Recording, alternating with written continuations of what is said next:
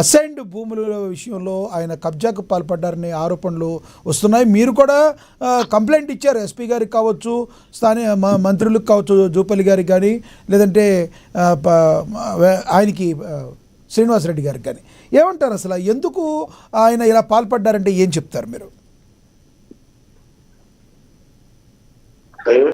ఆదిలాబాద్ ఎమ్మెల్యేగా గెలిచిన తర్వాత ఆదిలాబాద్ ప్రజలలో గందరగోళాన్ని సృష్టించడానికి ప్రయత్నం చేస్తూ ఎవరు వచ్చినా, రాష్ట్ర ముఖ్యమంత్రి వాళ్ళు వచ్చినా, మంత్రులు వచ్చినా, ఎవరు వచ్చినా ఈయన ఒక కాంగ్రెస్ పార్టీ ఎమ్మెల్యే, అధికార పార్టీ ఎమ్మెల్యే అనే భావన అధికారులు కలిగించి వాళ్ళని భయాభ్రాంతులకు, తన అవసరాల కొరకు భయాభ్రాంతులకు చేసి వాడుకోవాలనే ఒక ఉద్దేశంతో ఎమ్మెల్యే గారు ఇక్కడ ప్రయత్నం చేస్తా ఉన్నారు. మరి ఎమ్మెల్యే గారు ఈ ఆక్రమ రిజిస్ట్రేషన్లు ఆయన ఇప్పుడు కొత్త కాదు. ఆయన గతంలో మరి భారతీయ జనతా పార్టీ జిల్లా అధ్యక్షునిగా అనుకోండి, భారతీయ జనతా పార్టీ నాయకునిగా ఉన్నప్పుడు కూడా మరి ఆయనపై పలు రకాల ఆరోపణలు రావడం జరిగింది. ఎందుకంటే ఇక్కడ ఉన్నటువంటి ఎమ్మెల్యే గారు గతంలో బీఆర్ఎస్ ప్రభుత్వంలో కూడా మరి రకరకాల వార్తలు రావడం జరిగింది. వారితో కూడా కొంతవరకు ఉమ్మక్కై కొన్ని పనులు చేసిండని చెప్పి ఆరోపణలు రావడం జరిగింది. అంటే అందులో భాగంగా ఇప్పుడు ఇక్కడ ఆదిలాబాద్ నియోజకవర్గ ఇన్ఛార్జ్ కంది శ్రీనివాసరెడ్డి గారికి ఇక్కడ ఇటువంటి మచ్చ లేదు కాబట్టి ఆయనతో లాలోచి పడడానికి శ్రీనివాసరెడ్డి గారు ఇక్కడ సిద్ధంగా లేడు కాబట్టి ఆయన ఈరోజు ఈ విధంగా అధికార పార్టీ నాయకునిగా, ఎమ్మెల్యేగా ముద్ర వేసుకోవడానికి చేస్తున్నటువంటి నాటకంలో భాగంగానే ఈ అక్రమ రిజిస్ట్రేషన్లు. ఇండస్ట్రియల్ పార్క్ వచ్చినప్పుడు, మంత్రులు వచ్చినప్పుడు, ఇతర పెద్దలు, ప్రభుత్వ పెద్దలు వచ్చినప్పుడు వారితో మరి హెలికాప్టర్లు చెత్తలు కొట్టడం, ఇక్కడ మంత్రి వచ్చినప్పుడు, రవాణా శాఖ మంత్రి వచ్చినప్పుడు కూడా వారితో ఎయిర్ ఫోర్స్ అకాడమీ ఏది ఏర్పాటు కాబోతుందో దాన్ని అదంతా ఒకసారి చూద్దామని చెప్పి ఆయన రిక్వెస్ట్ చేసి ఆ విధమైనటువంటి వాతావరణాన్ని సృష్టించాలనే ఉద్దేశంతో ఈ విధమైనటువంటి ఆక్రమణకు పాల్పడుతున్నమాట వాస్తవం. అంతేకాదు ఈయనకు ఇప్పుడే భార్యకు బహుమానం అనేది సినిమాలో చూశాం కాబట్టి ఇది నిజ జీవితంలో ఆయన మరి ఆయన సత్యమణి గౌరవ పాయలోమ గారికి 11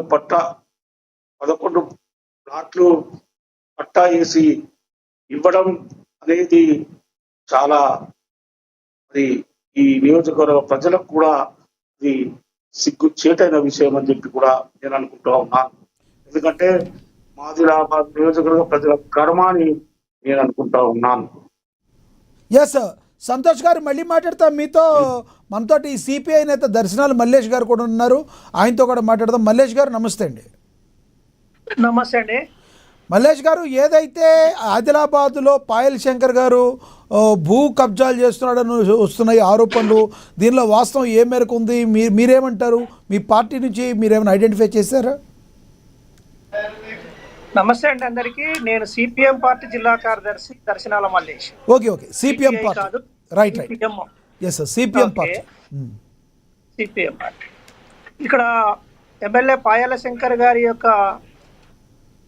అక్రమ భూ రిజిస్ట్రేషన్లకు సంబంధించినటువంటి అంశం ఎప్పుడైతే పత్రికా ముఖంగా వచ్చిందో వెంటనే మా పార్టీగా కూడా రెస్పాండ్ అయ్యాం.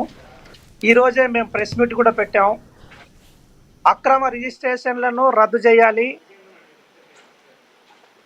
ఆ అక్రమ రిజిస్ట్రేషన్ రద్దు చేయడమే కాదు, ఒక ప్రజాప్రతినిధిగా ఉన్నటువంటి వ్యక్తి, ప్రజాస్వామ్యాన్ని కాపాడాల్సినటువంటి వ్యక్తి, ప్రభుత్వ చట్టాలని గౌరవించాల్సినటువంటి వ్యక్తి, ఆయన్నే చట్టాలను ఉల్లంఘిస్తే చట్టాలను రక్షించాల్సినటువంటి జిల్లా కలెక్టర్ కానీ, జిల్లా ఎస్పీ కానీ, రాష్ట్ర ప్రభుత్వం కానీ వెంటనే చర్యలు తీసుకొని ఆ భూముల్ని, ఆ రిజిస్ట్రేషన్, అక్రమ రిజిస్ట్రేషన్ రద్దు చేసి యాజ్ పర్ అసైన్డ్ భూ చట్టం ప్రకారంగా ఎవరైతే లబ్ధిదారులు ఉన్నారో, అర్హులు ఉన్నారో వాళ్ళకే ఆ భూములను ఇవ్వాలని చెప్పి సిపిఎం పార్టీగా మేము డిమాండ్ చేస్తూ ఉన్నాం.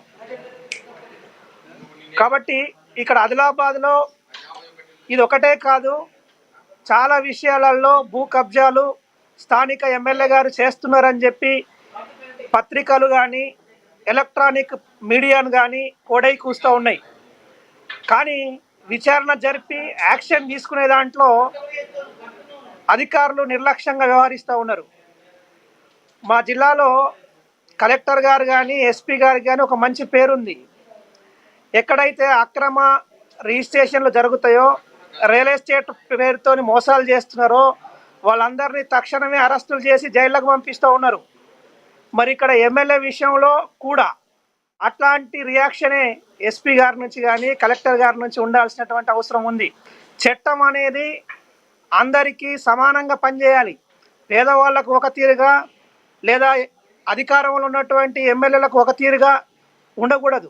అందుకని చట్టం ముందు అందరూ సమానులే అని చెప్తారు కదా. ఇప్పుడు ఈ చట్టం ముందు అందరూ సమానులు అని చెప్పే మాట నిజమే అయితే పాయల శంకర్ చేసినటువంటి భూ అక్రమ దందాను వెంటనే అరికట్టడానికి ప్రభుత్వం కానీ, ప్రభుత్వ అధికారులు కానీ చర్యలు చేపట్టాలని చెప్పి సిపిఎం పార్టీగా మేము డిమాండ్ చేస్తూ ఉన్నాం. అక్కడ ఎస్పీ గారు కావచ్చు, లేదంటే అక్కడున్న కలెక్టర్ గారు కావచ్చు, రాజర్షి షా అనుకుంటా, వీళ్ళందరూ కూడా చాలా వర్క్ బాగా చేస్తారంటున్నారు. కానీ అధికారుల నిర్లక్ష్యం అంటున్నారు. ఎలా చూడాలి? పరస్పర విరుద్ధ భావాలుగా మీరు మాట్లాడారు. అధికారుల నిర్లక్ష్యం అంటున్నారు, వాళ్ళు మంచివాళ్ళు అంటున్నారు. ఎలా చూడాలి మీరు మాట్లాడే మాటలని? అంటే ఇంతకు ముందుగా